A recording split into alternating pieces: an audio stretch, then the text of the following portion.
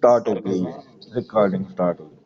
बिस्मिल्लाहिर्रहमानिर्रहीम, अस्सलाम वालेकुम वरहमतुल्लाहि वबरकातुहू। लास्ट टाइम हमने सीपीयू पढ़ा था, ऐसा ही है ना?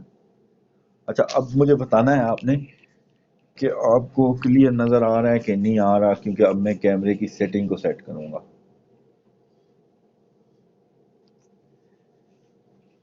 पेज नजर आ रहा है सबको, लेकिन थोड़ा सा ब्लर होगा इमेज।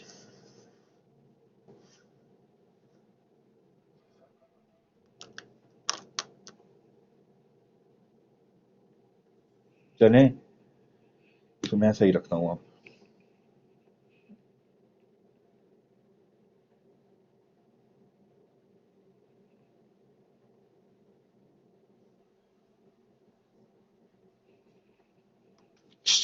छोड़ दो, माइक का खैर है, आवाज आ रही है ना? माइक नहीं शो रही तो इसका मतलब यह है कि वो हेडफोन का इस्तेमाल करे, हेडफोन का इस्तेमाल करे। चलें, आज स्टार्ट करते हैं। तो कंट्रोल यूनिट का पता चल गया सबको, कंट्रोल यूनिट क्या काम करता है। इसका नाम ही कंट्रोल है। कंट्रोल करना किसको? डिवाइसेस से। प्रोसेसर हमेशा डिवाइसेस को डेटा सेंड करेगा और उनको ऑर्डर देगा कि वो अपना डेटा, जो स्टोर डेटा है, वो सेंड करें। ठीक है, तो डेटा जब भी किसी भी एक डिवाइस से दूसरी डिवाइस की तरफ ट्रेवल होगा तो किससे होगा? प्रोसेसर की हेल्प से होगा। ठीक हो गया? विदाउट प्रोसेसर कुछ कम्युनिकेशन नहीं हो सकती है। यानी कि अगर आपका दिमाग ना हो, ठीक है, तो आप आर्म से, बॉडी से कोई फंक्शन नहीं ले सकते हैं, जिस तरह पागल लोग होते हैं। ठीक हो गया? तो कंट्रोल यूनिट का काम क्या है? कंट्रोल यूनिट का काम है इन डिवाइसेस को प्रॉपरली एक दूसरे के साथ कम्युनिकेट करवाना। ठीक है? या कंट्रोल यूनिट इस तरह समझें कि जिस तरह ट्रैफिक होती है ना, ट्रैफिक पुलिस रोड पे खड़ी होती है, तो वो क्या करती है? वो सिग्नल देती है, आप यार लेफ्ट वाले चले जाएं, राइट वाले चले जाएं। अच्छा, ये स्ट्रेट वाले जो आने वाले हैं ये जरा रुक जाएं, ये लेफ्ट वालों को चांस दें, राइट वालों को चांस दें। तो वो सिग्नल एक तरह से डेटा के लिए वो क्या कर रहा है? पाथ बना रहा होता है कि कौन से डेटा को रोकना है, स्टॉप करना है, और कौन से डेटा को फ्लो करने देना है। समझ आई है? तो कंट्रोल यूनिट का फंक्शन क्या है? कंट्रोल यूनिट का फंक्शन ये है कि वो डिवाइसेस को कंट्रोल करती है। और क्या कंट्रोल करती है? उसमें डेटा कंट्रोल करती है। आगे आते हैं, अब हमारे पास क्या चीज आ जाएगी? Arithmetic logic unit.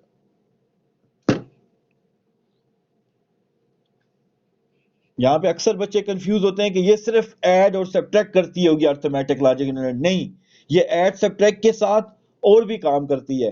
तो सेकंड पार्ट है, सो सीपीयू, सीपीयू के दो पार्ट्स हमने पढ़े।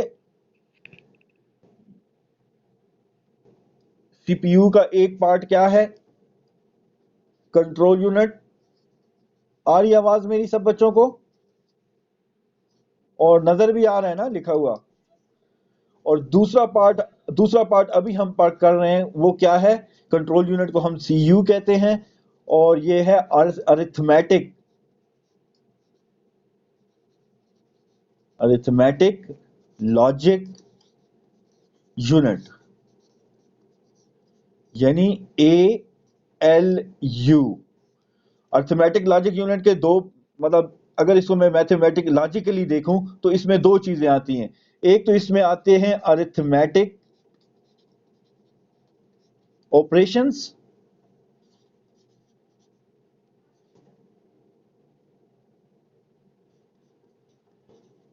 और दूसरा इसमें आते हैं लॉजिकल ऑपरेशंस।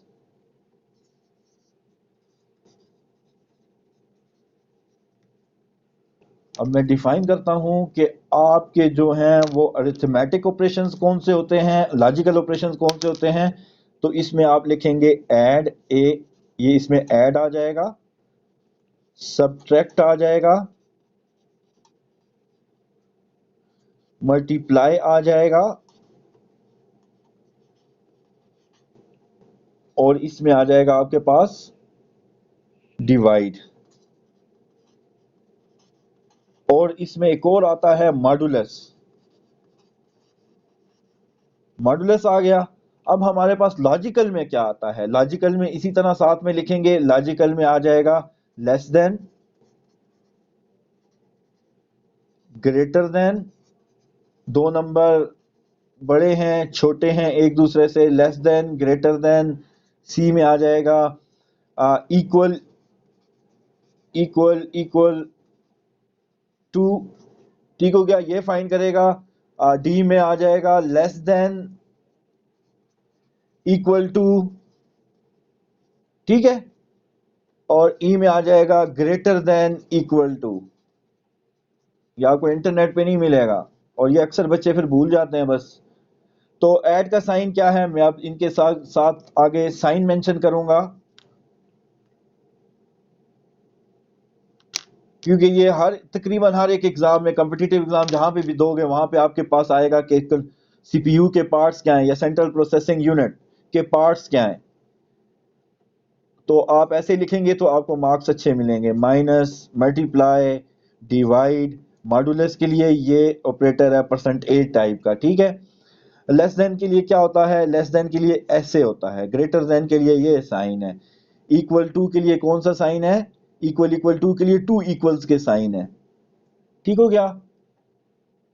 और आगे आ जाते हैं less than equal to. Less than, अगर लेस देन का ये साइन है तो लेस देन इक्वल टू का ये साइन है, ग्रेटर देन इक्वल टू का ये साइन है, और एक और इसमें होता है F part, not equal, not equal to उसको कहते हैं, ठीक है। और नॉट इक्वल टू का जो साइन है वो कौन सा है, वो ये साइन है। तो अब पता चला है कि कंट्रोल यूनिट का मतलब है कि डिवाइसेस के दरमियान डेटा के फ्लो को कंट्रोल करना।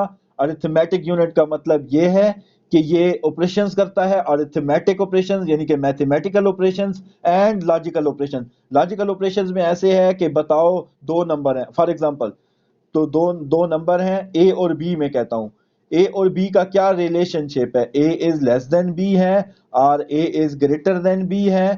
ठीक हो गया, ये सारी चीजें ये परफॉर्म करता है। और A is equal equal to B है और A is not equal to B. मैंने तो तीन चार एग्जांपल भी लिख दिए हैं। यहाँ पे क्या है, ए प्लस बी करेगा, ए में कोई भी वैल्यू हो सकती है, बी की कोई भी वैल्यू हो सकती है, ए माइनस बी कर सकता है, ए मल्टीप्लाई बाय बी कर सकता है, ए मॉडुलस बी कर सकता है। मॉडुलस का मतलब कुछ नहीं होता, ये आपको क्या देता है, जब आप मॉडुलस फाइंड करते हैं तो ये आपको क्या देता है, रिमाइंडर देता है। क्वेश्चन तो आपको मिल जाता है ना, ए डिवाइडेड बाय बी करते हैं ना आप, जब ए डिवाइडेड बाय बी करते हैं तो ये आपको क्या चीज देता है, ये क्वेश्चन दे देता है।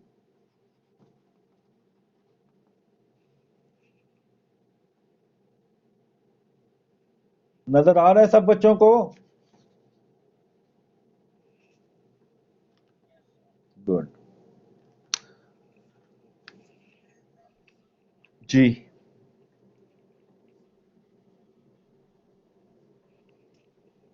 यार एक मिनट है,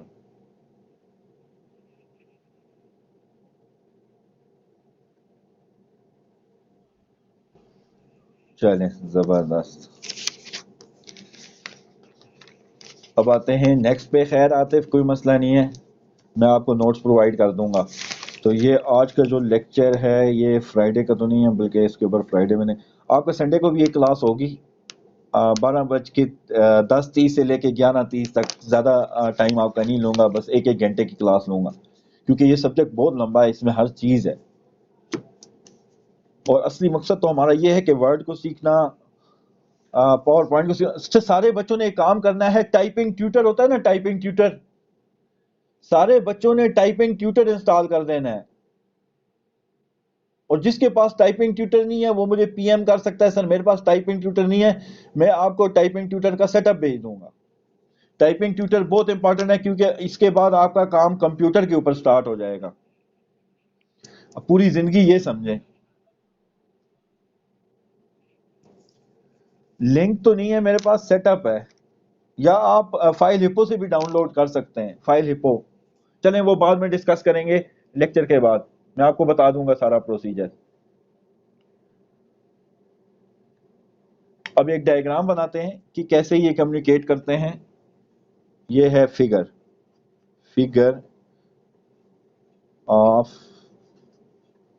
सीपीयू के इनसाइड की जो फिगर है, इंटरनल डायग्राम, स्कीमेटिक डायग्राम इसको कहते हैं।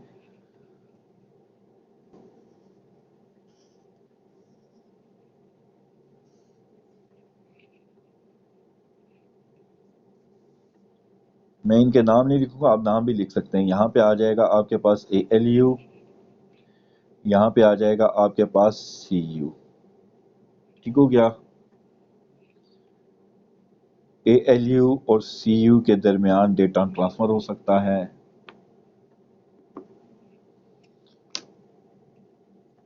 क्योंकि ये प्रोसेसर है, ये समझें ये क्या है, ये प्रोसेसर है, तो प्रोसेसर के अंदर दो ही चीज़ें होती हैं, ALU होता है और CU होता है। यहाँ से ये किसके साथ कनेक्टेड हो सकती है, ये आउटपुट के साथ कनेक्टेड हो सकती है। और आउटपुट में आपके पास कितनी डिवाइसेस होती हैं, दो डिवाइसेस जनरली होती हैं। एक होता है आपके पास मॉनिटर और एक होता है आपके पास, अगर नजर ना आए मुझे बताना है, प्रिंटर। ठीक हो गया। और साथ में ये दोनों कनेक्ट होते हैं, क्योंकि बल्कि मैं इसको यहाँ पे ले जाता हूँ, क्योंकि ये आउटपुट डिवाइसेस हैं, पैराफिरल डिवाइसेस हैं, तो इनको कौन हैंडल करेगा, कंट्रोल यूनिट इनको हैंडल करेगा। ठीक है। और इनपुट डिवाइसेस ने जो भी कम्युनिकेट करना है, ALU CU को समझे, CU इस तरह है जिस तरह हमारे पास असिस्टेंट नहीं होता, किसी डॉक्टर के पास हम चले जाएं तो एक आगे असिस्टेंट बैठा होता है, वो आपको असिस्ट करता है। यहाँ पे आपके पास आ जाएगा इनपुट डिवाइसेस और कीबोर्ड। नहीं नहीं नहीं, कीबोर्ड मैं बताता हूँ। इसमें ऐसा है कि CU जो है, कंट्रोल यूनिट जो है, वो असिस्टेंट है ALU का। मॉनिटर ने बात करनी है या इनपुट डिवाइसेस से ABCD या कंट्रोल की कुछ कमांड जानी है, for example control A control B, तो ये कमांड किसको जाएंगी, कंट्रोल यूनिट को जाएंगी। ठीक है।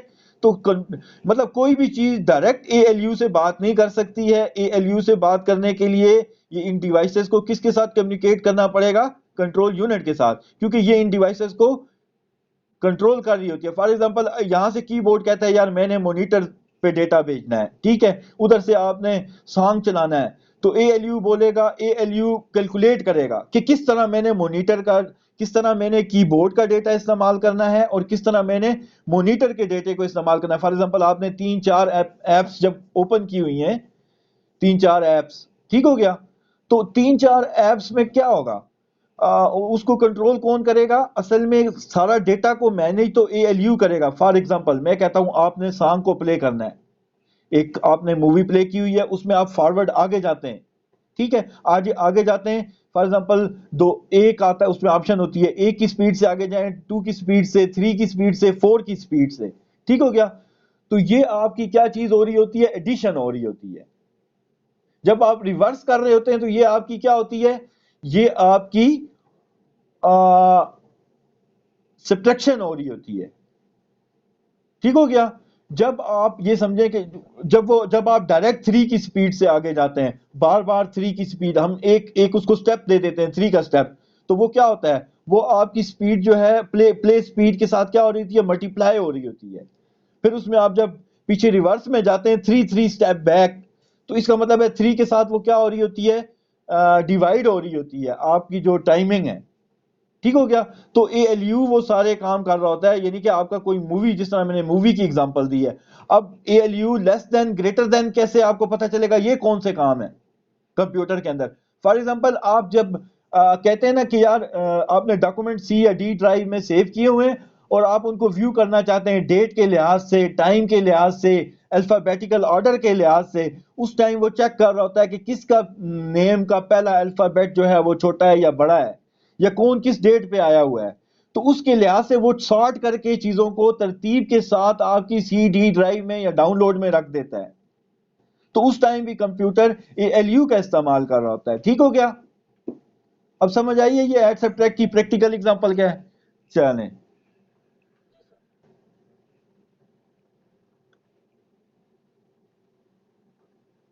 आगे निकलते हैं।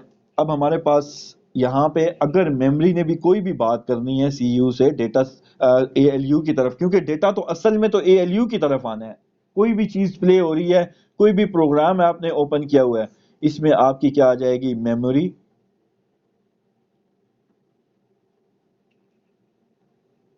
और इसकी एग्जांपल क्या है, आप इसकी एग्जांपल ये समझें कि आपके पास जितनी भी स्टोरेज है, रैम, HDD से हार्ड डिस्क होता है, ठीक हो गया, और फ्लॉपी डिस्क हो गया। फ्लॉपी डिस्क पहले पहले सिस्टम्स में होती थी, आजकल नहीं है। USB हो गई, और क्या है, CD और DVD हो गई, बस आजकल यही तकरीबन है।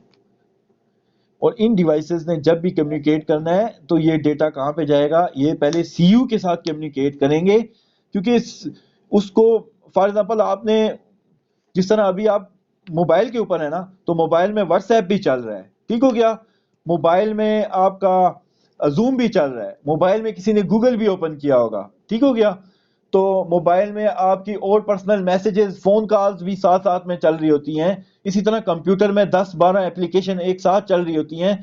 तो इन सब को कि किसका मतलब इन सब को कंट्रोल कौन करेगा, सीयू, लेकिन डेटा जब भी शो होगा वो एएलयू की मदद से होगा, एडिशन, सब्ट्रैक्शन, मल्टीप्लिकेशन। जी नहीं, रोम, रोम स्टोरेज में आता है, लेकिन रोम को हम इस केस में नहीं लेते हैं। रोम सिर्फ इस्तेमाल तब होता है जब आपका कंप्यूटर का बटन, आप पावर का बटन प्रेस करते हैं ना, तो कंप्यूटर ऑन होता है, ठीक हो गया। जब फर्स्ट टाइम आपका कंप्यूटर ऑन होता है तो उस टाइम रोम का इस्तेमाल होता है, उसके अलावा रोम का इस्तेमाल नहीं होगा, ठीक बच्चों। तो इसलिए उसको मैं उसको ज्यादा हम कंसिडर नहीं करते, क्योंकि उसमें आप, उसमें जो कंपनी वाले जब उसको बनाते हैं, आपके सीपीयू, सॉरी, आपके एएलयू को जब कंपनी वाले बनाते हैं, आपके कंप्यूटर को जब कंपनी वाले बनाते हैं, तो उस टाइम पे उसके ऊपर वो राइट कर देते हैं, उसके बाद उसके ऊपर राइट नहीं हो सकता है। वो समझो कि वंस रिटन डिवाइस है, एक मरतबा लिखी गई बस, उसके बाद उसको आप अरेज करके दोबारा उसमें कुछ लिख नहीं सकते। फॉर एग्जांपल रैम में, हार्ड डिस्क में आप डेटा को डिलीट भी कर सकते हैं, लेकिन रोम में जो भी डेटा आ जाता है वो एक ही मरतबा राइट होता है, जिस तरह कुछ सीडी या डीवीडीज होती हैं, तो उसमें एक ही मरतबा राइट हो जाता है, बार बार आप राइट नहीं कर सकते। लेकिन आजकल कुछ सीडीज डीवीडीज री राइटेबल भी आ रही हैं, आप उनको री राइट भी कर सकते हैं।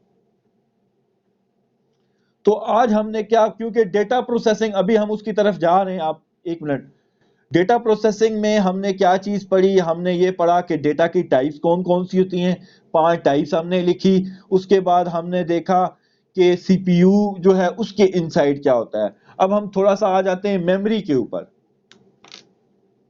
ठीक है, जो मेमोरी की बात आप कर रहे थे। जी, तो जब मैं, जी,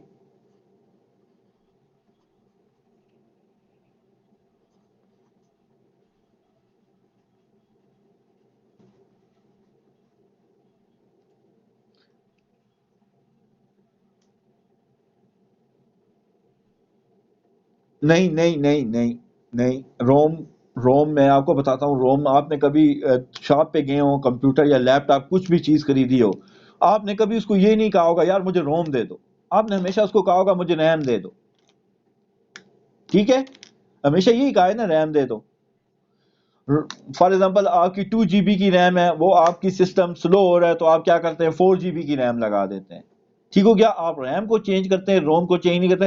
रोम एक ऐसी चीज है, समझे कि उसमें बिल्ट इन एक ऑपरेटिंग सिस्टम पड़ा है कि यार पावर का बटन हो तो तुमने क्या क्या काम करने हैं, उसमें छोटी छोटी कमांड्स पड़ी होती हैं, ठीक हो गया। तो रोम जो है वो एक मरतबा राइट हो जाती है, उसका स्पेशल पर्पज है, इसीलिए उसका नाम भी रोम रखा है। वो एक मरतबा राइट हो जाती है, फिर उसको दोबारा से आप राइट नहीं करते हैं। अगर आप राइट करेंगे तो आप पावर का बटन प्रेस करेंगे, आपका कंप्यूटर ऑन नहीं होगा, क्योंकि उसमें इंस्ट्रक्शंस है कि पावर का बटन जो ही प्रेस हो तो आपने किन किन डिवाइस को देखना है और कैसे कैसे इनको ऑन करना है, उसमें सीक्वेंस ऑफ स्टेप्स हैं। फॉर एग्जांपल आपने मॉनिटर की लाइट को ऑन कर देना है, चेक करना है कि कौन कौन सी डिवाइस कनेक्टेड है। अगर फॉर एग्जांपल कीबोर्ड कनेक्टेड नहीं है तो आपने एक आध बीप दे देनी है। फॉर एग्जांपल अंदर से रैम हिल गई है, बच्चा आया कमरे में, उसने ठोकर मारी सीपीयू को, रैम हिल गई। अब रैम नहीं है, इंसर्ट नहीं हुई, रैम के बगैर तो कंप्यूटर नहीं चल सकता है ना। अच्छा, टेम्पररी मेमोरी की आप जब रैम की बात कर रहे हैं, तो रैम में भी आप डेटा राइट नहीं कर सकते अपनी मदद से, ठीक है। ये ऑपरेटिंग सिस्टम इन दोनों को डील करता है, रैम और रोम दोनों को ऑपरेटिंग सिस्टम डील करता है। और आप अपनी मर्जी से डेटा उसमें राइट नहीं कर सकते जाके, जिस तरह आप हार्ड डिस्क के अंदर फाइल को डिलीट करते हैं। ठीक हो गया?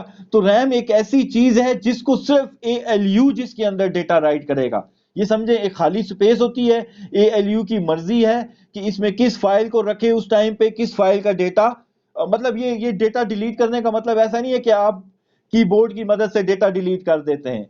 रैम जब डेटा को डिलीट करता है तो एएलयू ऐसे डिलीट करता है कि पुराना डेटा के ऊपर नया डेटा भेज देता है, तो पुराना डेटा ऑटोमेटिकली डिलीट हो जाता है। समझ आई है? आप क्या करते हैं, आपको कोई भी डेटा अगर डिलीट करना पड़े तो आप राइट क्लिक करते हैं, और राइट क्लिक करने के बाद आप डिलीट की ऑप्शन होती है, डिलीट को प्रेस करते हैं। एएलयू ऐसा नहीं करता। एएलयू फॉर एग्जांपल ये मेरा पेज एएलयू में पड़ा है ना, तो अभी जो अगर इससे इससे पीछे जो पेज मैंने आपको पढ़ाया था, तो एएलयू उस पेज को कॉपी कर देगा उसके ऊपर। ठीक हो गया? वो आपको पता ही नहीं चलेगा, वो ऑपरेटिंग सिस्टम की मदद से होगा। अब पता चला है कि रैम और हार्ड डिस्क यानी कि उसमें क्या फर्क है, रोम क्या है। चलिए अब टाइप ऑफ मेमोरी लिख देते हैं। एक हमारे पास रोम है, क्योंकि ये अक्सर कंपिटिटिव एग्जाम में आता है कि रोम क्या है क्या नहीं है, तो बहुत आसान चीज है।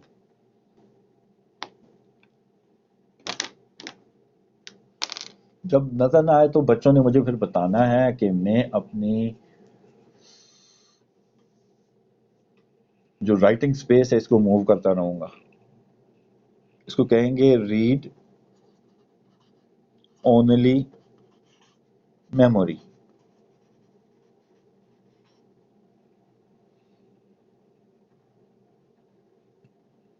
अब देखें, और ये क्या करता है याद रखना है, इसका कोई काम नहीं है, सिर्फ इसका यही एक काम है, contains the basic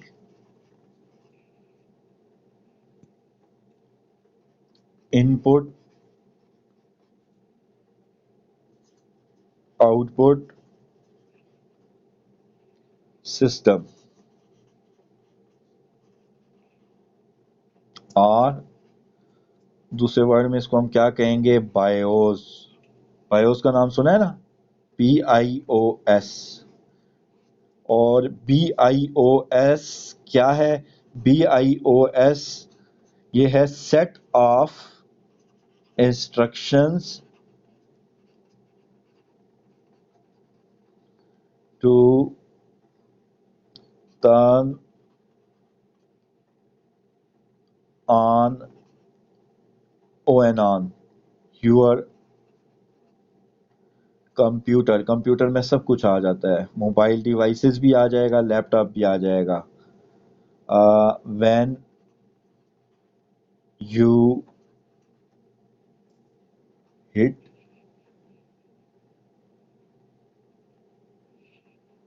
heat power button, तो जब आप पावर बटन को हिट करते हैं तो उस टाइम के ऊपर कैसे कंप्यूटर को स्टार्ट करना है, तो इसमें इंस्ट्रक्शंस होती हैं। इंस्ट्रक्शंस कुछ नहीं होती, instructions are set of steps हैं, कुछ कमांड्स हैं छोटी छोटी। ठीक हो गया? तो ROM read only memory contains the basic input output system BIOS. अब आगे आते हैं हमारा,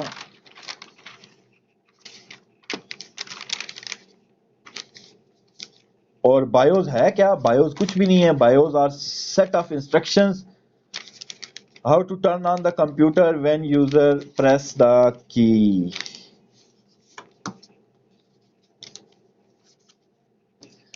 असल में मैं A4 साइज वाले जो प्रिंट वाले पेजेस है वो भी इस्तेमाल कर सकता था, लेकिन मैं लिखता बहुत बड़ा हूँ, मसला ये है, और दूसरा वीडियोस में बड़ा लिखना पड़ता है और वो पेज बहुत छोटा होता है, तो उसकी वजह से फिर मैं ये वाला पेज लाया हूँ। मैं कहा यार ये उर्दू वाला जो पेज है ये ठीक है मेरे लिए। अच्छा, अभी हमारा सेशन तकरीबन थोड़ी देर तक एक्सपायर होने वाला है। मैं आपको नया लिंक भेजूंगा, क्योंकि हमारी क्लास जिस टाइम पे स्टार्ट होनी थी उस टाइम पे तो नहीं हुई, थोड़ा लेट हुई है। तो अब 20 एक मिनट की का क्लास इसके बाद भी हम लेंगे। आगे आते हैं, रोम के साथ दूसरा पॉइंट लिखते हैं। ये बहुत इंपॉर्टेंट पॉइंट है। पहला पॉइंट वो हो गया, दूसरा पॉइंट आ गया the ROM is non, N-O-N, non, volatile, V-O-L-A-T-I-L-E, volatile। volatile का मतलब क्या है?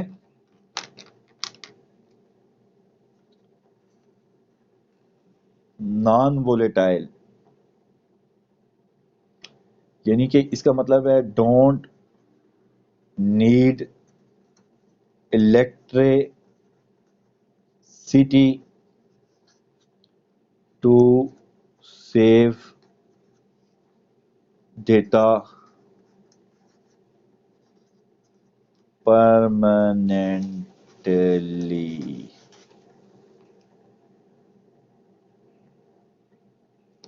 तो ये इसको इलेक्ट्रिसिटी की जरूरत नहीं होती है डेटा को स्टोर करने के लिए परमानेंटली।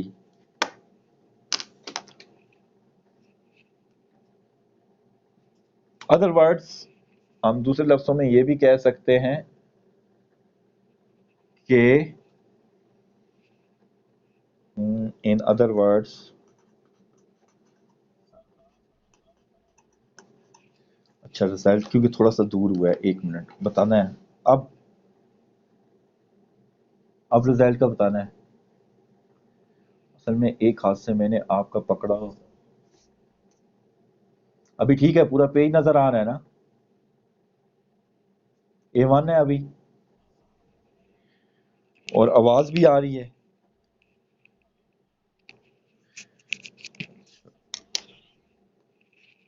ऐसा ऐसा और बेहतर होगा अगर इसको मैं ऐसे ले आता हूँ ना, और बेहतर होगा, क्योंकि असल में ऊपर है बल्ब, ठीक हो गया, और वो ये शेडो आ रहा है जिसके ऊपर मैंने मोबाइल फोन रखी हुई है।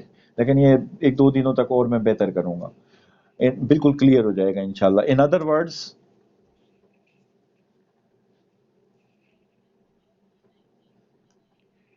अभी अभी अभी सुनना है, अभी सुनना है, अभी सुनना है, मैं बताता हूँ because in other words, will it will not lose its contents when power down.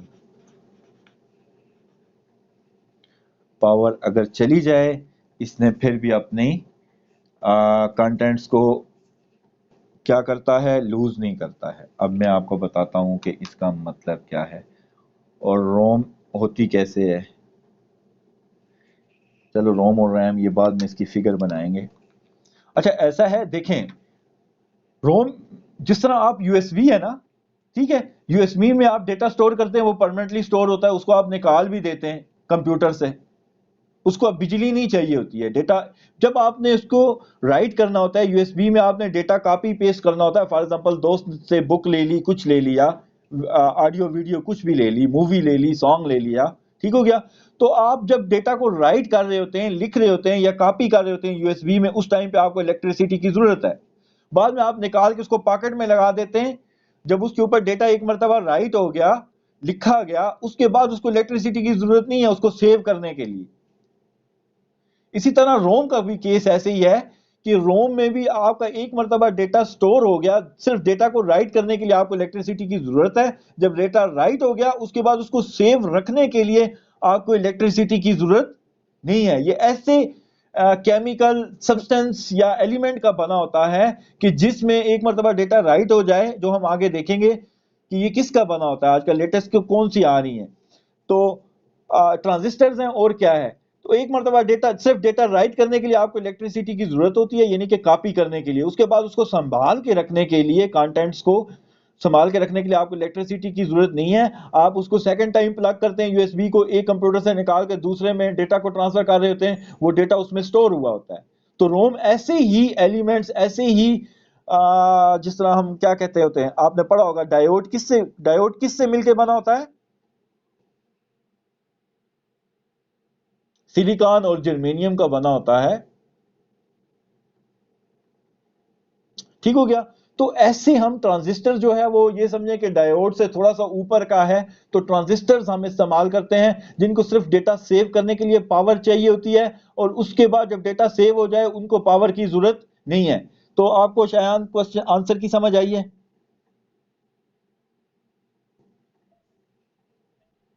अगर नहीं आई आप फिर बताएं, मैं फिर रिपीट करूंगा कुछ और एग्जांपल दे के।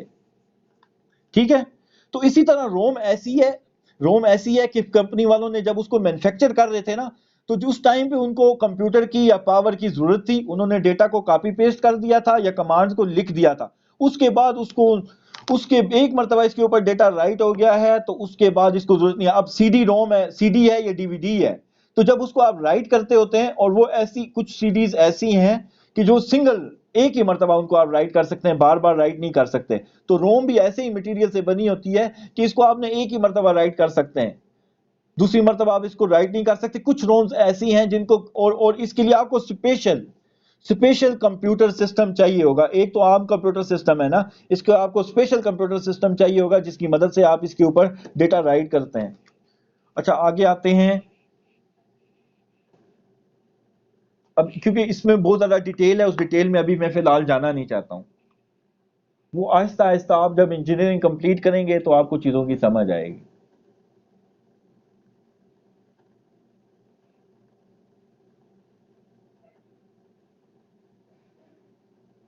रैम क्या है?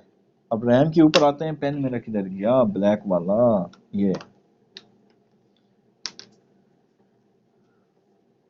अब आते हैं हमारी रैम के ऊपर। ये तो रोम के बारे में बात हो गई। रैम क्या है? तो रैम सब बच्चों को पता होगा, रैंडम एक्सेस मेमोरी है। रैंडम एक्सेस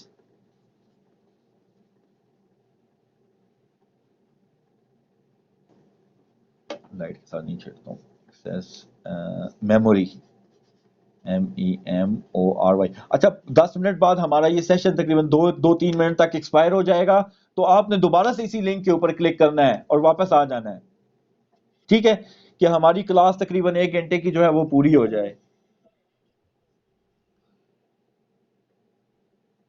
राइटिंग बिल्कुल समझ में नहीं आ रही, अब बताओ। अभी भी नहीं आ रही है? 1 मिनट, मैं कोशिश करता हूँ लाइट को। और अब अब बताओ। आपके नेटवर्क में थोड़ा मसला होगा शहजादे, क्योंकि नेटवर्क जितना अच्छा होगा, फॉर एग्जांपल PTCL है, उतना ही जबरदस्त आपका क्या होगा, आपको नजर आएगा। चलो रैम पे आते हैं। रैंडम एक्सेस मेमोरी ये क्या होती है? User programs and data go here.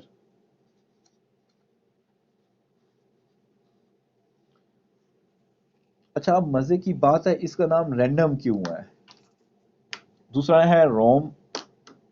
ठीक है, रीड ओनली मेमोरी, उसका नाम ही रीड ओनली मेमोरी है कि इसको आप सिर्फ कंप्यूटर एक मरतबा राइट होगी, उसके बाद कंप्यूटर इसको रीड ही करता रहेगा। जब भी आप पावर का बटन दबाएंगे, इसने क्या क्या काम करने हैं। इसका मतलब यह है कि जब आप किसी कंपनी में जॉब के लिए जाएं और वहां पे आप कोई मशीन तैयार करें, ऐसी मशीन कि जिसको सिर्फ, फॉर एग्जांपल मैं ऐसी मशीन कहता हूं, कोई भी आप हार्डवेयर तैयार करेंगे, ठीक है, तो आपने उसमें ख्याल रखना है कि उस हार्डवेयर का जब मैं पावर का बटन प्रेस करूं, तो इसके साथ जो डिवाइसेस मेरे साथ अटैच हैं वो ऑन हो जाएं सब की सब। ठीक हो गया? तो उसके लिए आपके उसको कोई राइट भी ना कर सके, उसमें ऐसी ऐसी उसमें कोडिंग करनी है आपने, या ऐसे मटेरियल से बनाना है कि एक मरतबा राइट हो जाए, उसके बाद उसको कोई उसमें कुछ चेंजिंग ना कर सके।